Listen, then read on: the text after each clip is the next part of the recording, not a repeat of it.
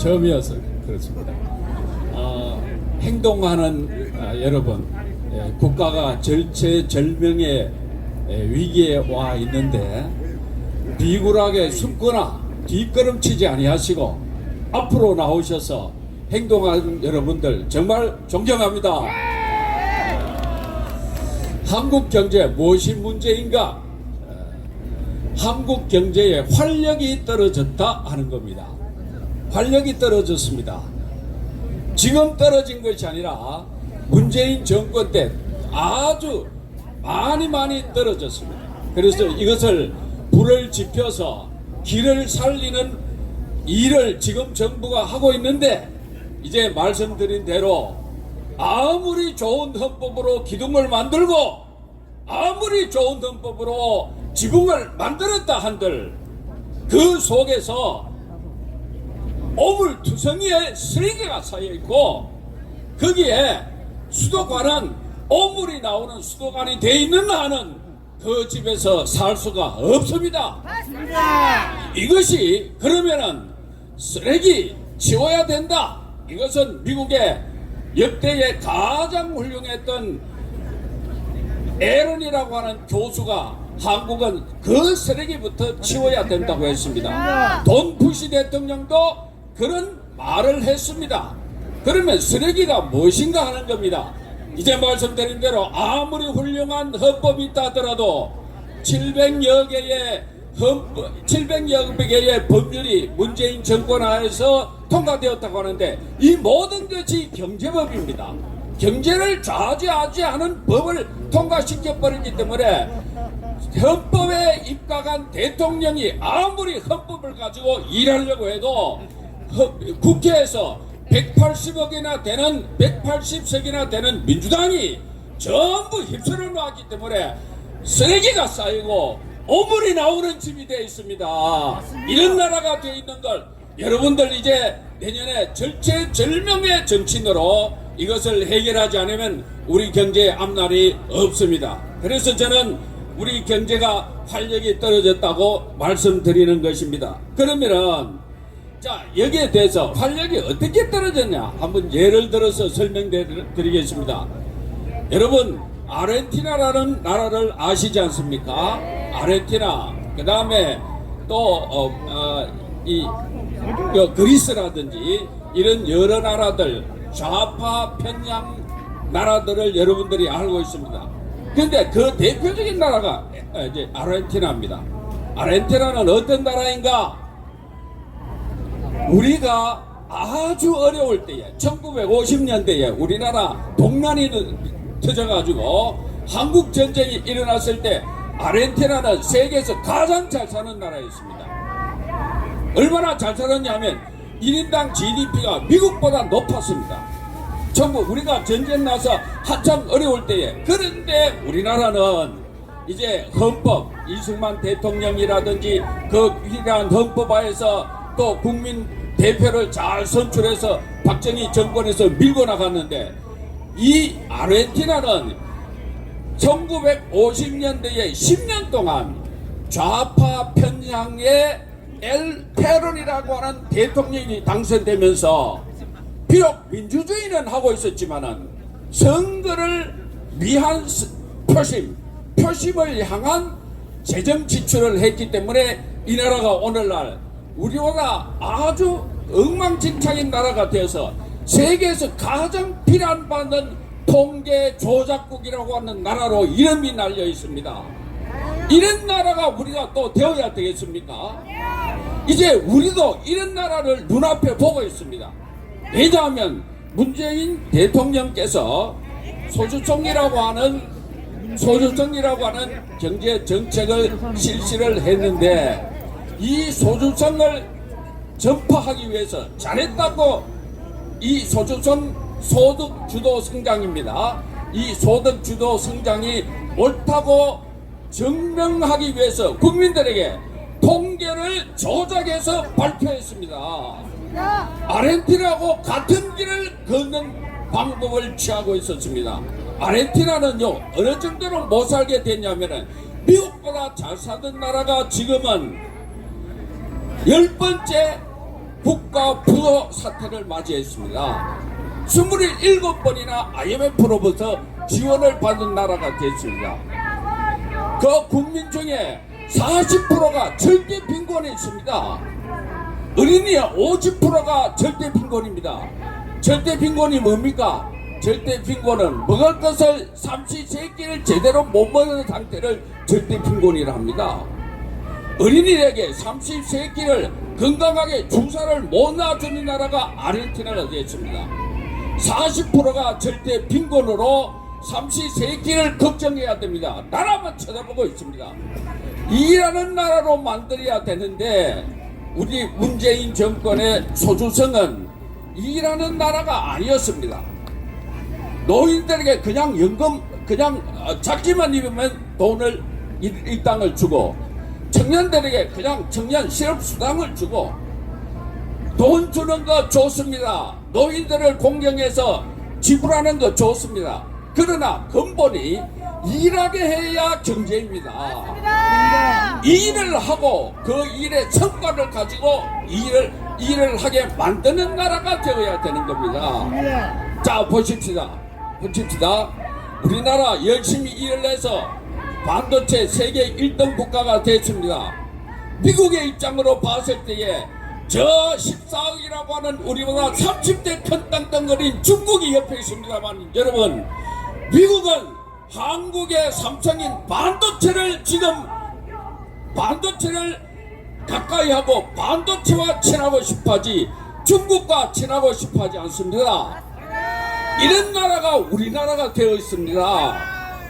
원전이라고 하는 말씀을 좀 전에 하셨습니다만은 원전을 했기 때문에 우리나라가 값싼 전기를 기업에 공급을 하고 제품의 가격이 싸게 되었기 때문에 이것 때문에 우리나라가 세계 70%를 담당하는 반도체 국가가 되어서 미국도 중국은 버릴 수 있지만은 대한민국의 삼성 반도체는 못 버리는 나라가 됐습니다. 반도체 없이는 우주로 날아갈 수도 없습니다. 반도체 없이는 컴퓨터를 쓸 수도 없습니다. 반도체 없이는 항공모함을 띄울 수도 없습니다. 이 항공모함의 메모리의 70%가 우리 한국이 담당하고 있다는 이 엄청난 사실이 여러분을 통해서 우리나라가 만들어졌다는 것입니다. 이런 나라를 우리는 좌파 편향에 점해가지고 좋습니다.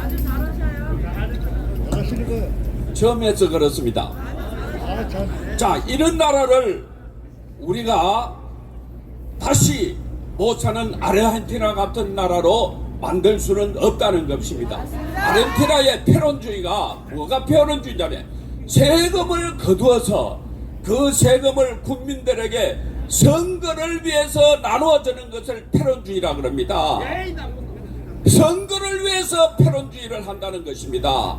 자, 그러면은 이제 말씀드린 대로 우리는 다음 선거를 앞에 두고 있습니다만은 제가 말씀드린 대로 아무리 좋은 기둥을 가지고 아무리 좋은 습가래를 가지고 집을 지어놔도 그 집에 쓰레기가 쌓이고 그 집에 똥물이 들어오는 하는 사람이 살 수 없게 되는데 이것이 내년 40 선거에 있다는 것이 우리 경제를 어떻게 하면 다시 살릴 수 있는 방법을 만들어내는가 하는 것이 내년 4월 총선에 달려있다.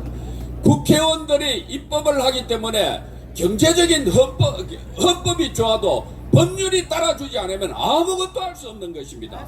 그래서 저와 같은 경제학자들도 아무리 이론이 튼튼하다 할지라도 아무리 우리 경제가 바른 길을 제시하고자 노력한다 할지라도 국회에서 법이 따라주지 않는다면 이 모든 것이 헛사로 돌아가기 때문에 이 문제를 우리가 해결해야 된다. 이런 내용을 말씀드리고자 합니다. 마지막으로 이제 우리 한국은 경제적으로 어떻게 가고 있습니까? 강달러로 되어 있습니다. 미국이 지금도 세계의 화폐로 달러를 가지고 살아가고 있습니다. 세계를 움직이고 있습니다. 그런데 중국도 지금 허우적대고 있는 거 여러분도 알지 않습니까? 일본도 그나가 잘 나가던 일본도 금리 하나 1% 올리지 못하고 있는 나라로 지금 전락해 있습니다. 물론 나름대로 살아나고자 하는 방법은 그들이 취하고 있겠습니다만은 가장 지금 잘하고 있는 나라가 대한민국 경제팀입니다. 이 경제팀이 자 그러면은 가장 잘하고 있다는 것이 무엇입니까? 환율을 가장 잘 방어하고 있습니다. 환율을 여러분들 아시는 대로 우리가 원화가 아무리 너무 강세가 나면 수입하는데 문제가 있습니다. 원자재를 갖고 와야 되는데요. 그리고 또 환율이 너무 오르면은 우리 수출은 잘 되지만은 이제 말씀드린 대로 수입에 문제가 있다. 그래서 이 환율을 잘 조정하는 것이 중요합니다. 여기에서 이제 국가가 튼튼해야 이 환율이 방어될 수 있습니다. 뭔 얘기냐 하면 아무리 우리가 잘한다 할지라도 국가가 아무리 큰 부채를 가지고 있으면 그 국가는 망하는 국가로 갈 수밖에 없습니다. 중국과 일본이 그렇게 강하게 보인데도 불구하고 우리가 자신감이 있는 것은 우리가 가지고 있는 국가 부채가 그들의 4분의 1도 안 됩니다. 그들은 260%, 300% 되지만 우리는 54.3%입니다. 이것을 이제 민주당 쪽에서는 자꾸 재정 지출을 해서 이가 나라가 어려운데 국가가 채권을 발행해서 돈을 풀어라 하고 있습니다. 그런데 이 어려운 상황하에서 재정 지출을 계속해서 국가의 부채를 늘리는 것은 우리나라가 망하는 길로 가는 것입니다. 우리가 이렇게 싸워서 이기려고 하면은 국가가 튼튼해야 됩니다. 그래서 내년도 예산을 아주 적재적소에 쓰겠다고 말하는 윤석열 대통령 이하 경제팀들이 아주 잘하고 있다고 봅니다. 적재적소에 돈을 써야 됩니다.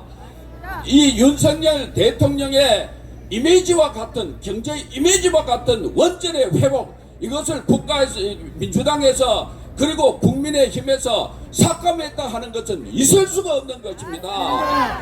원전이라고 하는 그 상징적인 의미가 우리나라를 상징하고 있습니다. 이것이 반도체와 함께 양축을 담당하고 있는 이 원전 예산을 깎았다는 것은 그럼에도 불구하고 저 새만금 예산은 다시 늘렸습니다. 다시 늘렸습니다. 새만금 때문에 부산 엑스포가 위험하다 그런 걸 우리가 떨고 있지 않습니까? 아니 다른 나라들이 너 새만금도 제대로 치러내지 못하는 나라가 어찌게 엄청난 부산 엑스포를 유치하려고 하느냐 이런 말을 하기 때문에 지금 벌벌 떨고 있습니다. 그러나 우리가 기업인들이 열심히 해서 보십시오. 88 올림픽도 현대의 이주영 회장이 얼마나 앞장서서 이렇게 냈습니까? 이렇게 냈습니까? 국가에 주는 여러 가지 경제적인 발전의 여비는 말도 할 수 없습니다. 동계올림픽 이 삼성의 이건희 회장이 그 힘든 몸을 이끌고 세계를 아주 이 50여 바퀴를 돌면서 유치를 해냈습니다. 2002년 월드컵 최종현 SK, LG 이 기업들이 나서서 우리나라를 중흥으로 만들어 놨었습니다.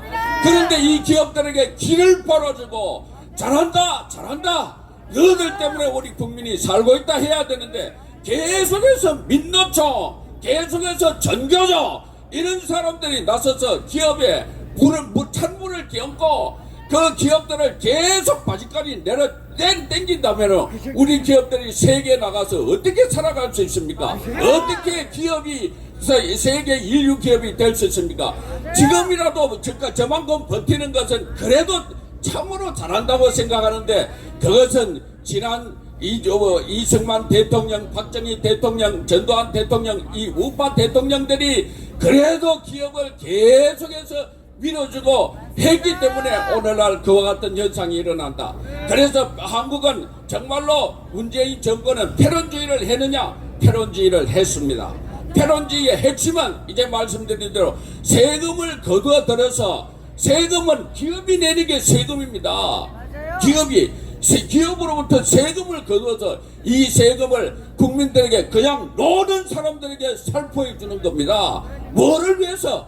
표를 얻기 위해서 살포해 주는 겁니다. 이것이 패권주의입니다. 오늘 우리가 살려면은 대한민국이 살려면 여러분 이 패권주의의 옷을 벗어 던져버리고 패권주의의 머리에부터 발끝까지 묻어있는 패권주의의 이 흙탕물을 깨끗이 씻어내야 됩니다. 이것이 내년 4월 10일 총선에서 이루어져야 합니다. 감사합니다.